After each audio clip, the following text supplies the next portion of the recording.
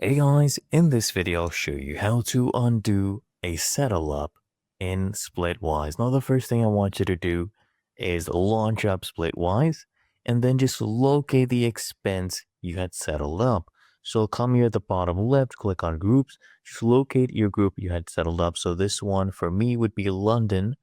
And then I want you to come here and tap on this check mark. As you can see, it says tap to show settled expenses. So tap on it, you'll see all the expenses that you had settled.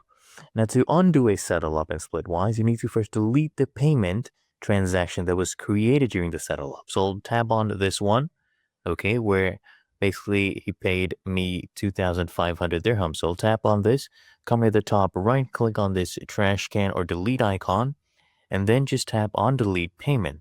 And there you go.